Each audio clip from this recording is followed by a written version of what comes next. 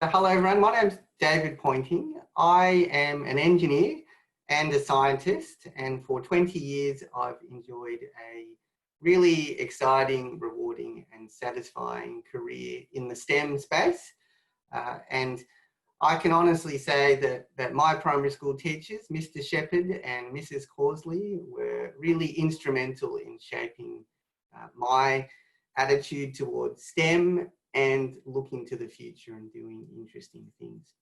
So I'm really excited to be with you today as we look at a teacher's perspective on a somewhat new program that an organisation called the Australian Power Institute that I work with has developed to help you as teachers. So in our session today, we're going to do three things. I'm going to talk a little bit about the API and who we are and why we've invested our time and effort and funds in building this program for you as teachers.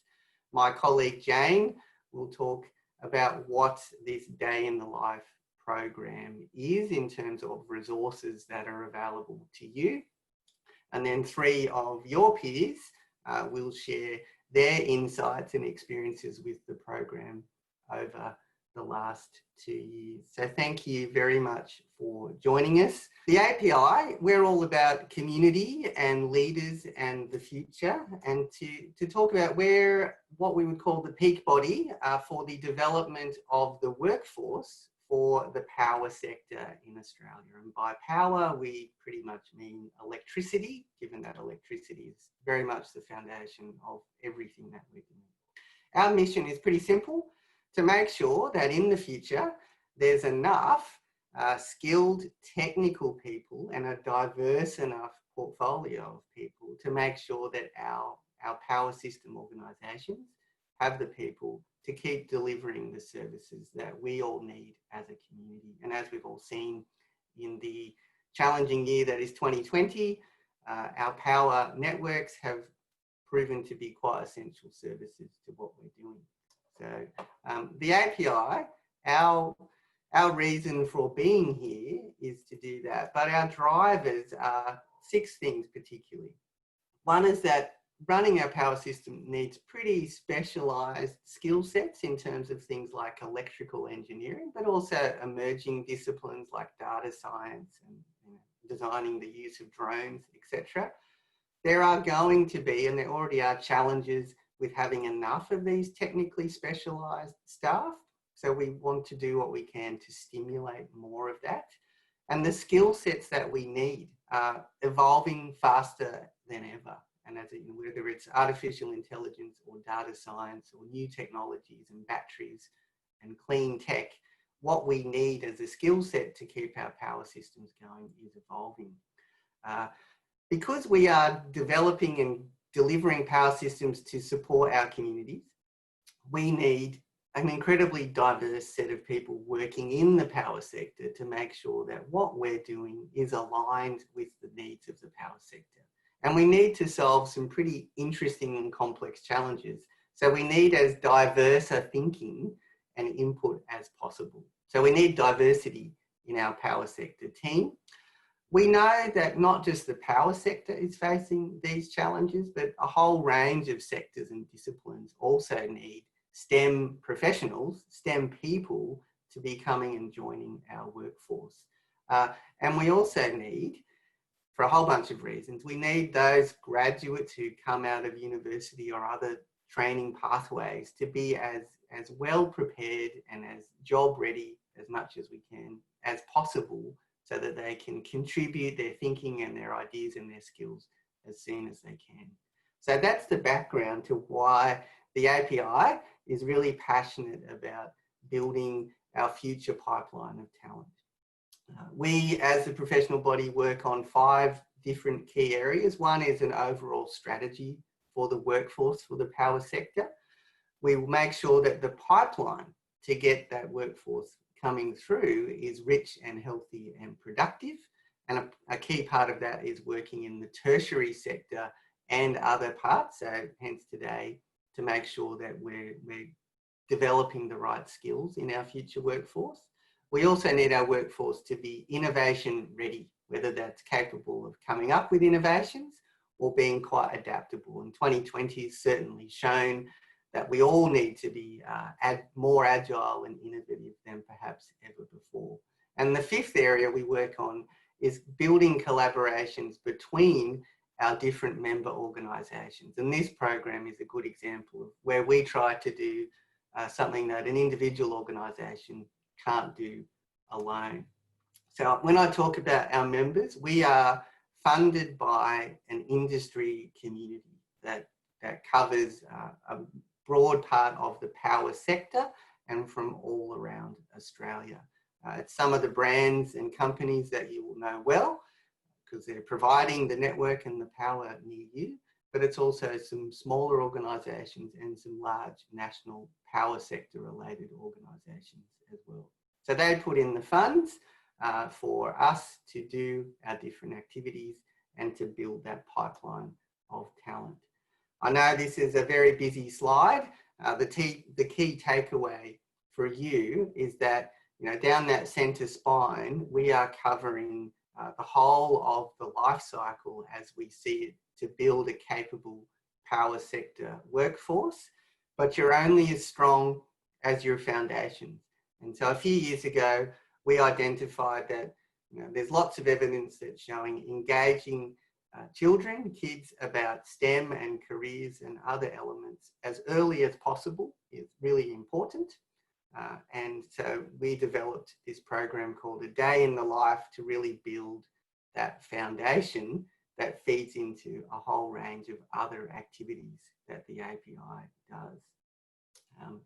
So that's the end from me. To hand over to my colleague Jane, who has been leading this program over the last 2 years, and Jane herself has a background in the sector. So I'm going to just pass over to Jane, the digital baton here, who will, I suppose, tell you a bit about herself and the API program overall. So thanks, Jane. Thanks, David. Hi, everyone. My name's Jane Smith. So as David said, I've spent 15 years of my career in the energy sector. But what really got me interested in this is I have a background in sociology and I'm currently studying neuroscience in leadership. So a lot about thinking and how the way we operate today impacts workplaces and what we're looking to do for the future. The main reason I got involved in this program, though, is I had 2 kids that weren't interested in STEM careers for the future. So I felt I needed to do something to talk to them about changing the conversation and what this might look like. So as David said, we came up with the idea of starting to look at what happens with kids in their early primary stages. I did a bit of a straw poll on grade 4 camp when I had the opportunity to go and talking to kids about what they were good at, what they liked. And I found the majority of kids, when they talked about things like STEM subjects, if they liked them, then they were good at them. If they didn't like them, then they weren't really interested because they didn't feel like they could do it. So I felt myself that something needed to happen to make a bit of a change here. So we might just go through the program if we can, please, David, if you want to pop the slides back up. Thank you. Okay, so what is the Day of the Life program? So David just spoke to you about the pipeline future. And as we said, this is for early primary school students. So we're talking grade 2, 7-year-old students. So going right back to that really early primary stage. The reason that we're obviously interested in STEM careers is the social and economic well-being of our country relies on STEM careers. We know that 70% of jobs in the future are related to STEM somehow. We also know that a significant number of jobs haven't been thought of yet, but we know they're going to be something in that space. So the program really was established to spark the curiosity in STEM for kids, and whether that be about understanding how it impacts their immediate day-to-day life, whether it be about understanding jobs, it was really just getting them talking about this concept of STEM that gets floated around. So the program was really designed for flexibility to support teachers, and the flexibility means being able to adapt it to the Australian curriculum, but also meet the needs of the particular schools that were taking on the program. So from the Day in the Life perspective, you can see down the side what we're talking about. We had to spark curiosity. It had to fit with the curriculum. For us, there's no point in putting a program in place if it doesn't support you in teaching the curriculum, because it just comes something extra that you have to do. So it was about enabling some things to help you with that curriculum. Creative and critical thinking. So we know that in the future, if the jobs haven't been invented yet, people need to have transferable skills. Part of what we talk about in the workforce today is we spend 80% of our time collaborating to get jobs done. Work is more complex, it requires more thinking. So we needed to start focusing on what those 21st century skills look like, particularly around the critical and creative thinking and the collaboration piece. We also wanted to use this program to get the conversation started with parents as well as teachers and students so that it becomes more than literal STEM. It's about a future and what it means and how we invest in it. So if you can just go to the next slide, please, David. So from the program perspective, we have run this program twice since we started in 2017. So 2018 was our initial pilot, then moving into 2019, an extended pilot. So 25 schools have already participated in this program nationally, with more than 850 students getting access to the program. Last year's results, 95% of the schools that responded to the survey at the end of the program would recommend the program to other schools, and 90% of those schools would participate again. So you can see from our scorecard here, we measured the success of the program based on overall value, and that was looking at those objectives that I talked about before around the curiosity, easy to use, linked to the curriculum, the conversation. The average score we got last year on assessing that was 2.6 out of a possible 3. From a student's perspective, we wanted to make sure the students were engaged, but we also wanted to make sure that it increased their awareness. That was what we were trying to do. And you'll see that we got scores between 2.4 and 2.7 out of 3 around the engagement and around building the awareness, with the higher one being around students becoming more aware of how STEM impacts their daily lives, which in our point of view is a success factor because they're starting to see how those things enable them. In terms of teachers' perspectives, obviously the idea of the program is that it's easy for you to use. So if you don't have a STEM background, you can still pick it up, implement it with your class in a really easy, practical way. So from the teacher's perspective, again, we got 2.5 to 2.9 as average scores out of 3. So from our perspective, the program is making a difference in terms of being able to support STEM learning in the school system. So if you can just go to the next slide, please, David. So what do you get in terms of the Day of the Life program? So what we've done is we've designed 6 curriculum linked modules. So that means they have linkages to science, technology, maths, and there is also some English links in the curriculum modules, and they're all spelt out in the individual modules. You get a teacher workbook that outlines all of the bits and pieces that come into how to teach this program, as well as training videos. We have easy to use guided activity worksheets. Samples of those are on the screen for you to see, for your kids to use, that support each of the modules when you're teaching them. We also have the opportunity for a STEM undergraduate or professional to attend the classroom to talk to your kids. And I can say, based on the experience and feedback we've had from teachers in the past, that is a really exciting part of the program. You also get access to online webinar series this year, one being run in term 4 and one being run in term 1, where you can access some STEM professionals to have some conversations with them about, you know, what they do in their jobs and help with your own knowledge in terms of STEM areas. We have a limited number of physical equipment kits. So in some of the activities, there is resources required, and we have some kits available for schools that are going to be provided free up to a limited number. We've also designed the program this year in that 90% of the program can actually be taught through remote learning or home-based learning if we need to go back to home-based learning, which I know some of us have had to do over this period. In return, all we ask is that you complete our survey at the end of the program and that you share with us your pre and post data to see where the movement is in terms of the kids thinking around what they want to be when they grow up. We might introduce the panel now. So first, we would like to welcome Jared Salmon. So Jared is the science specialist teacher at Goodness State School. Second, I'd like to introduce Sonia Craven. So Sonia is the technologies and arts teacher at Mossman State School. And finally, I'd like to introduce Cara Beadle. So Cara is one of our classroom teachers at Port Douglas State School. So welcome everybody. Thank you so much for your time today. I just wanted to kick off by asking each of you to share with us What was your experience? So when did you use the program and what was your general experience? Just to lead us off and give us some flavour. So Jared, did you want to kick off? Yes, Jane, and it's good to catch up again. We've been doing the program now for 2 years. It's quite an extraordinary program, and part of our mantra here is we like to connect with academia, industry and the arts. So always looking for things that are different that we can really sort of value add to what we do. And we've found that it's a great thing to capture that sort of natural curiosity that kids have and to sort of formalise that within sort of scientific discourse.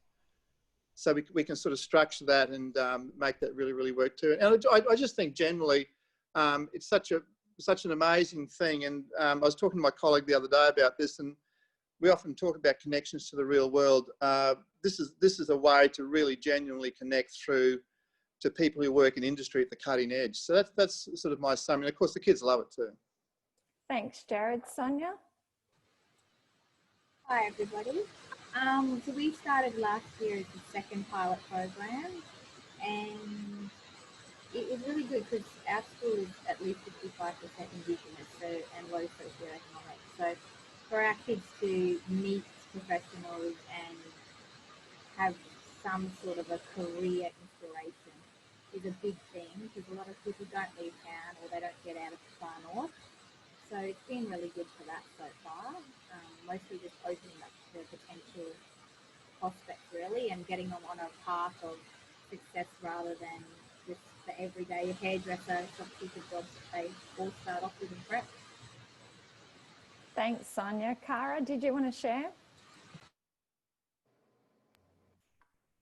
Hi, we started last year again with the other pilot program. My excitement about the program is actually seeing the kids a spark ignite in them, to see that there are things that happen out there that they're unaware of, that they become aware of through this program. So for example, we've just been through what they do to get to school, and things like they make toast. Where's the toast come from? Where's the toaster come from? What's it made from? Who do you think designed that? So it's igniting that spark for them to think about other things other than their little lives, and exploring outside and what's actually who, what and where is involved in what they become and what they might be able to become when they're older. Thanks, Cara. Cara, did you just want to add on then what actually interested you about the program in the first place?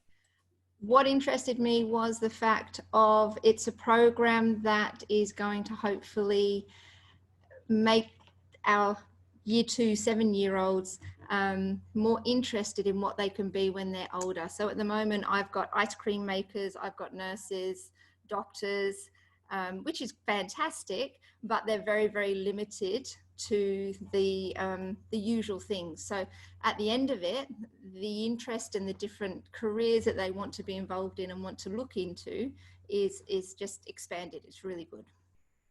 Thanks. Sonia, did you want to share?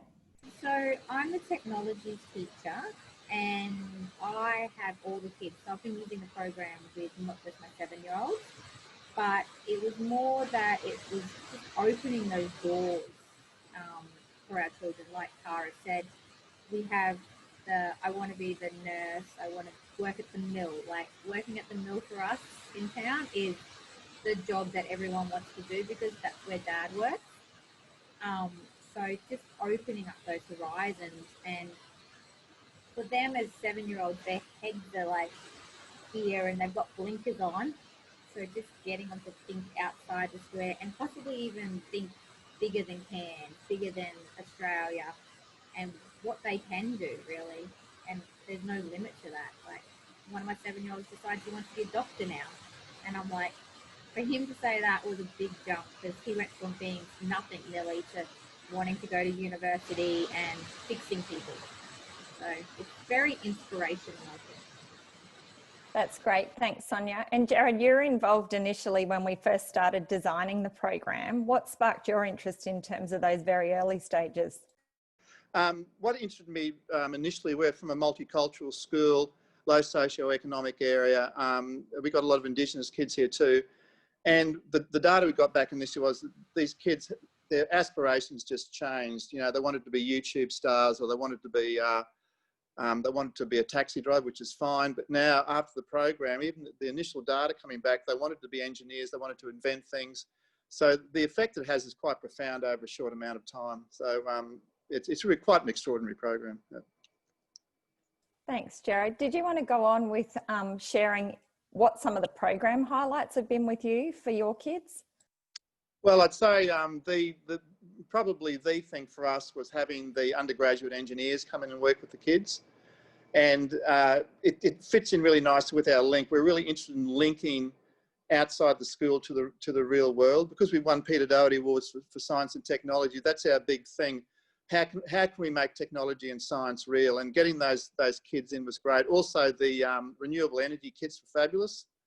It's a great resource, and that really involved the kids too. So it has everything. It has very sort of practical, hands-on stuff. It has those big. It sort of involves those big conceptual things too that we need to prepare kids for when they leave school.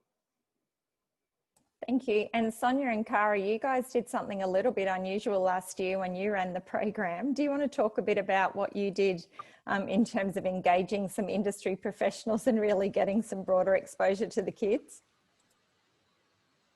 Yeah, for sure. So, because Cara and I are so close and we're so segregated from the rest of the state, it feels like, we couldn't actually get many professionals to us, and the university graduates was a bit limited.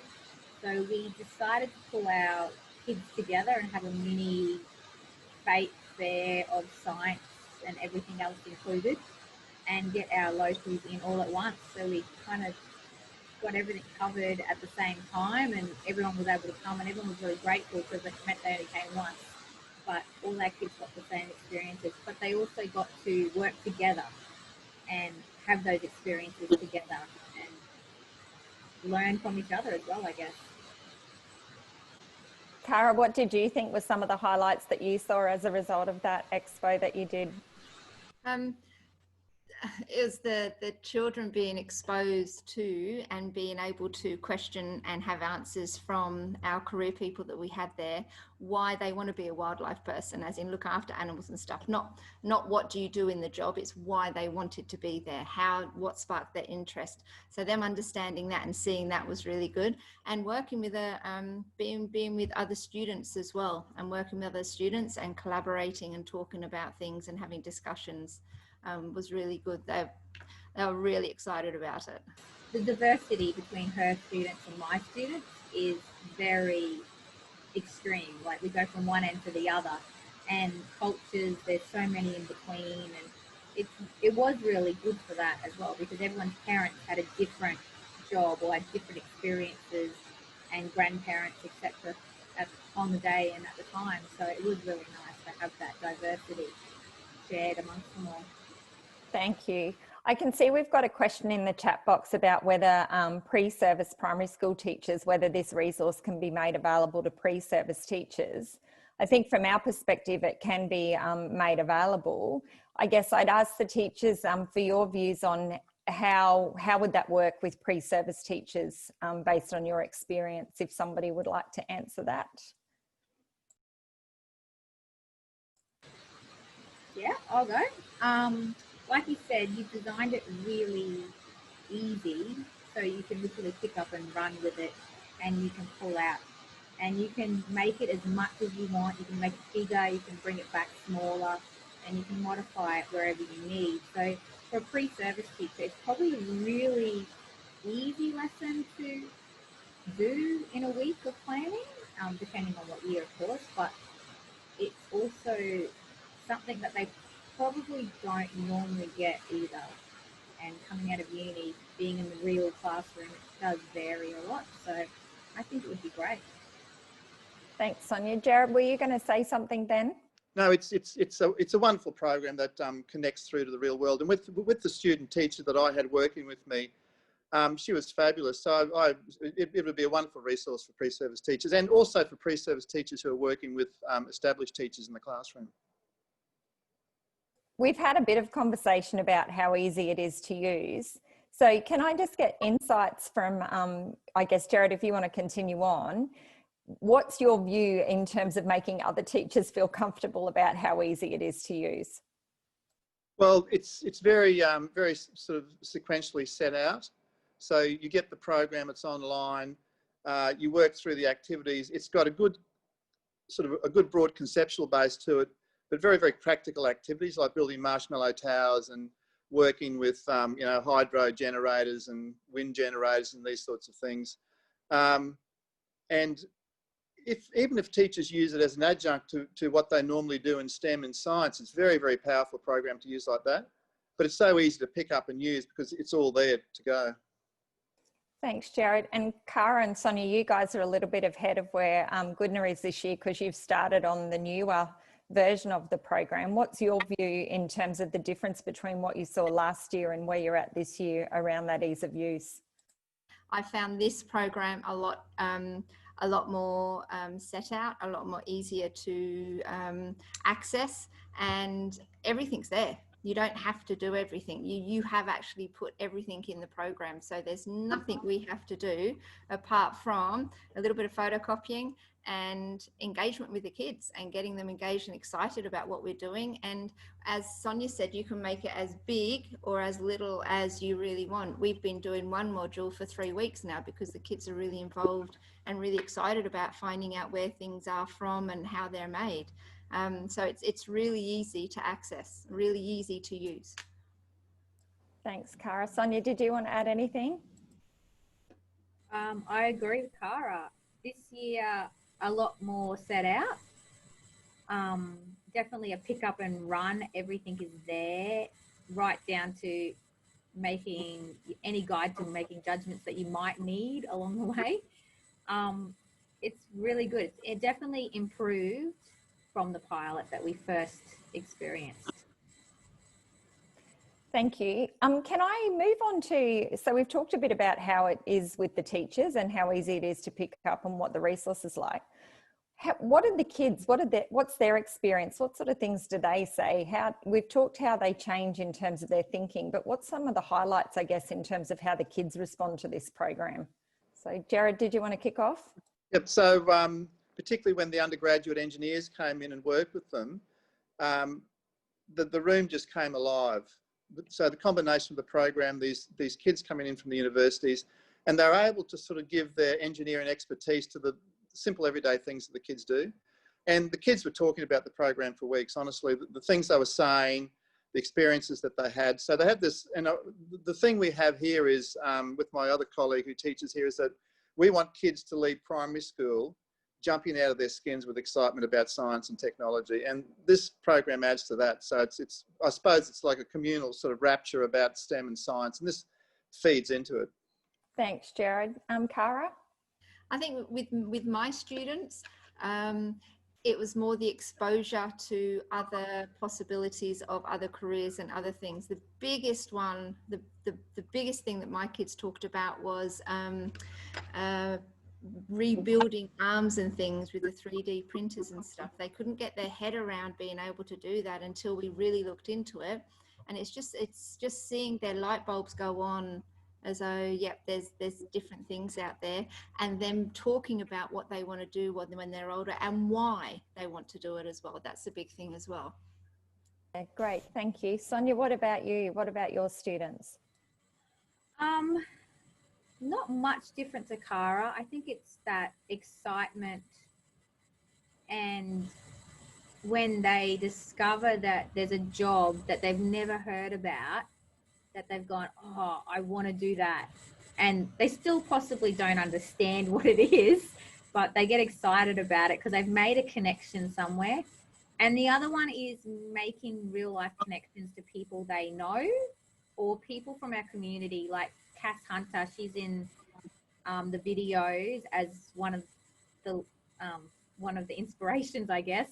And she's a local girl from here. So she wasn't able to come to us last year, but she made a video and she sent it in, and the kids were like, oh yeah, she's one of us. Like, she's from here, she's grown up here, she's got connection to the land, and she's now who she is with her job, and she's got a pretty cool position. So I think it's just those little moments that they all have that makes them realize that they are going to school for a reason, and that the world is a big place and they get to go somewhere and they can do whatever they want if they really want to. Great. Thank you.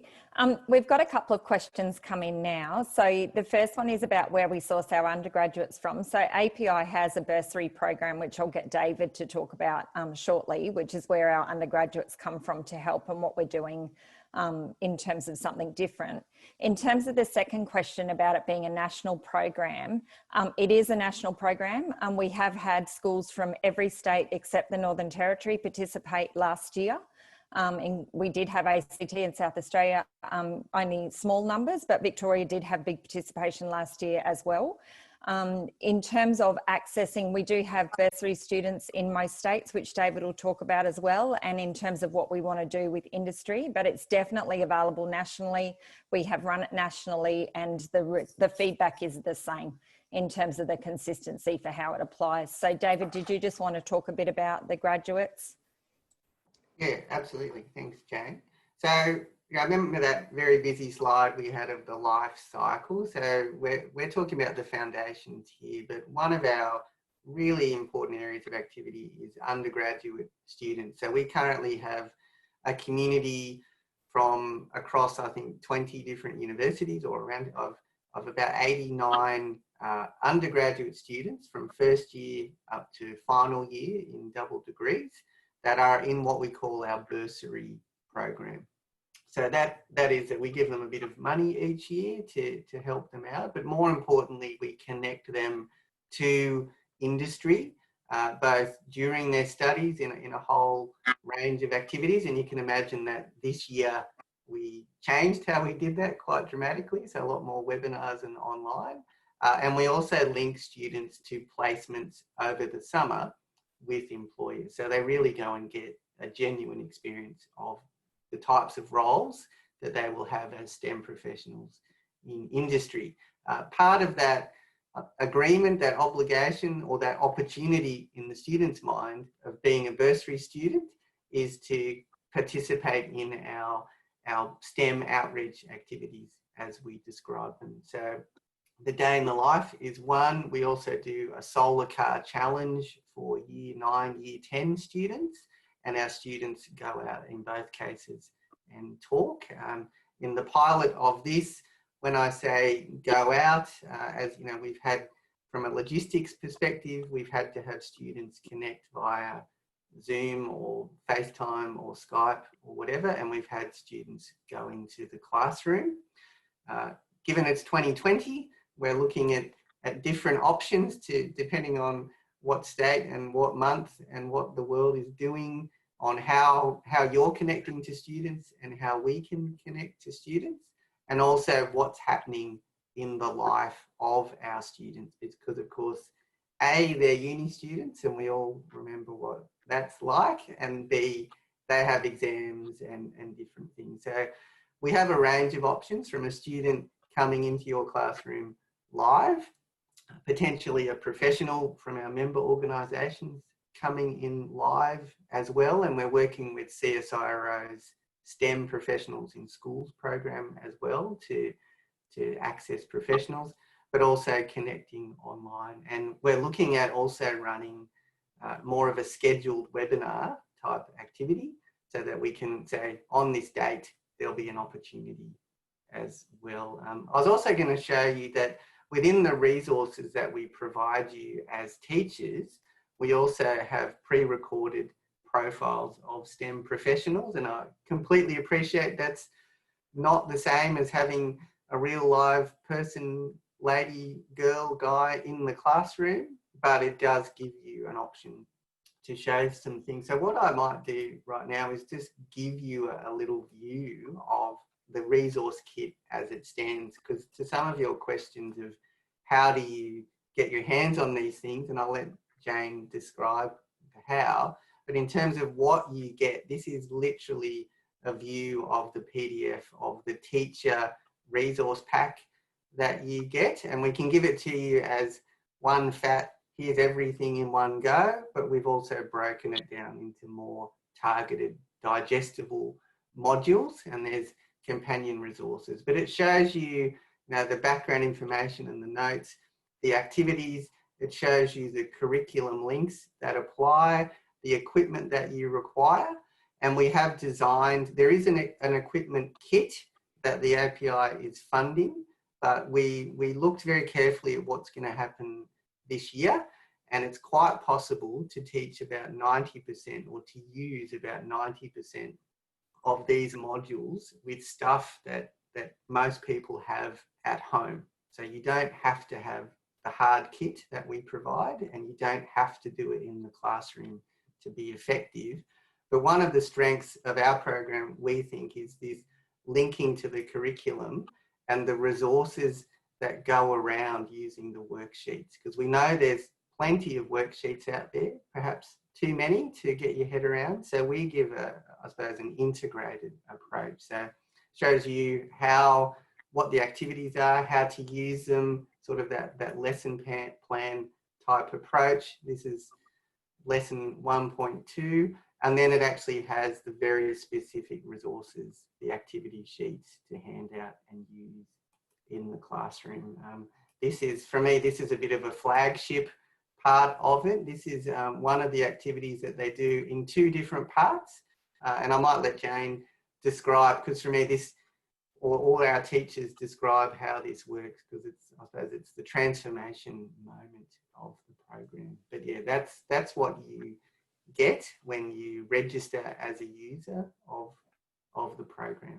Thanks, David. So typically we get the kids in Module 1, the way that we benchmark where they are and where they want to go is we get them to draw a picture of where they want to be in terms of when they grow up, what do they want to do?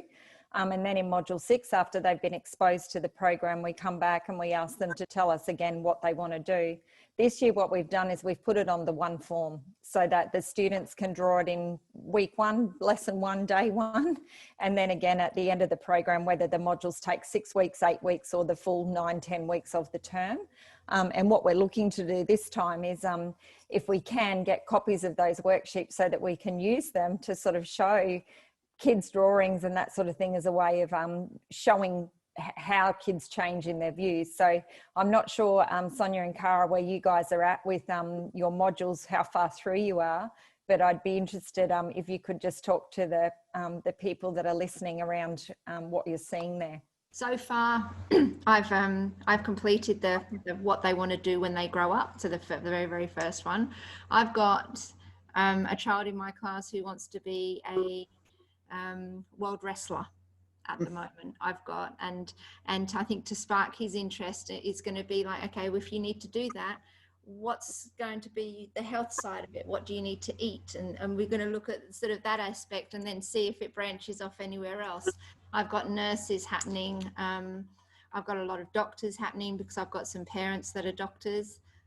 So a lot of it is actually what their parents are, is what they want to be at this stage that I've noticed. What it's going to be at the end, hopefully a big jump, but yeah, we'll see. But most of the time it's quite interesting how they change. We have seen some interesting careers at one of our first schools that did it. One of the before careers was royalty. It was kind of around the time of one of the royal weddings, but it was interesting last year in the data that came back from a lot of the schools, because it was run in term 4 last year, and this year we're offering it term 3, term 4 or term 1 of next year. We kind of want it to organically go for when it starts to suit the schools. A lot of it by term 4 last year, they wanted to kind of be farmers because there was a whole lot going on around farming as well, which they could make the connection to what you guys are doing in your programs about that as well.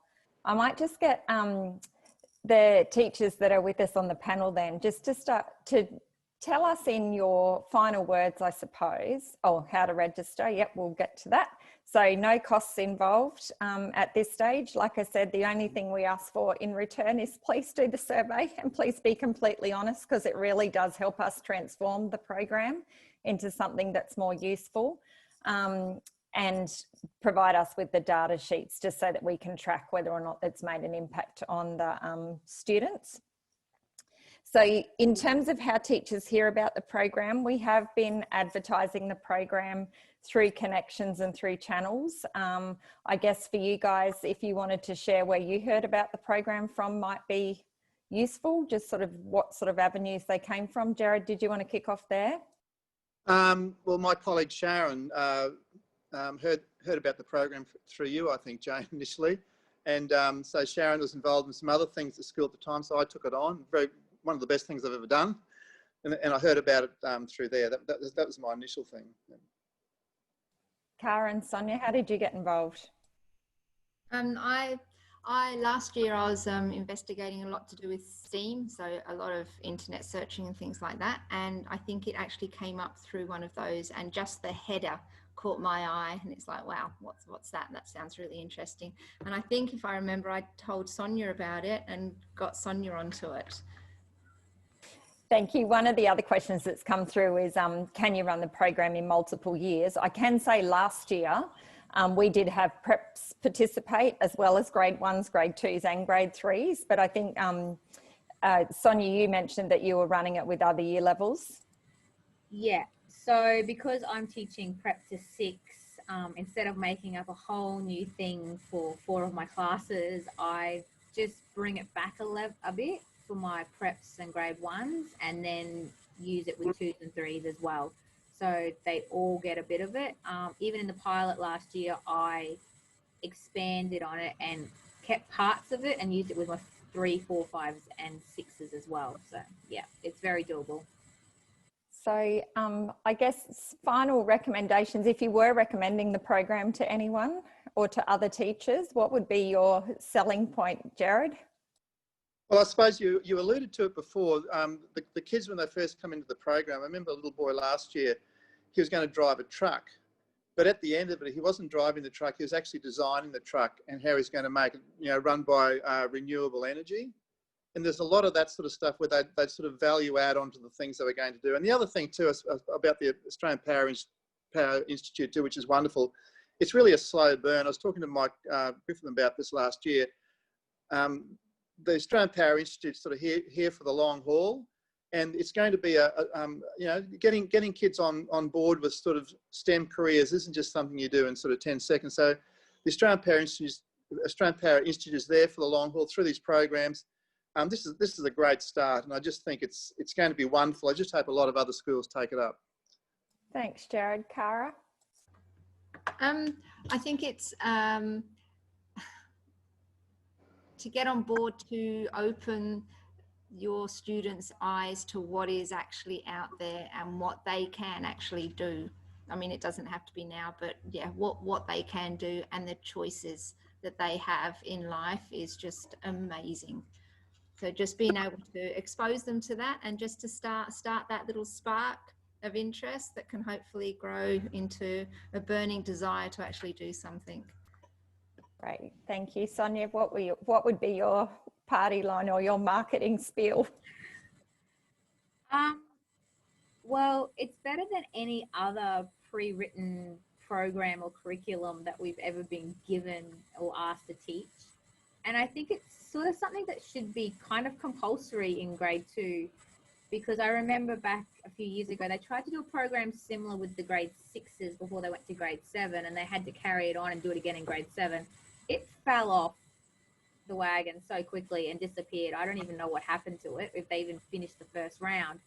But this, I think, is something that needs to be there in our curriculum, and it needs to be taught or used because it's cross-curricular, and then it opens those doors before they get to high school. So then they're choosing their subjects, which then leads them into their future. And they are our future. These kids, I keep telling them, they are going to be me one day, but better, because they're going to have so many more opportunities and so many better career choices to pick from. So yeah, it's a good program. Thank you. Well, there's some great recommendations there. Thank you very much. I think, David, the next slide in our pack was how people can get involved, if you wouldn't mind bringing that back up. If you do want to get involved, we are going to be sending out the recording and a link to how to register. So you will get a link to how to register if you do want to take on this program, and you can take it on either, as we said, in term 4 of this year, you can do it in term 1 or term 2 of next year. It's completely up to you. What you will get in exchange for registering is access to the folders, which we have set up, which, as David said, it's the complete workbook all in one. The other thing we have done is separated it into the individual modules. We finished the training packages last week to support new schools and other teachers if they just want to get a refresher in how to teach the program. And all of those will be available in a really simple way to access through the thing. More than happy if you want to contact myself or David for more information, or visit the website. So our emails are both on the screen there, and we'll be more than happy to have a conversation with you about the program and what it offers for you. Thank you.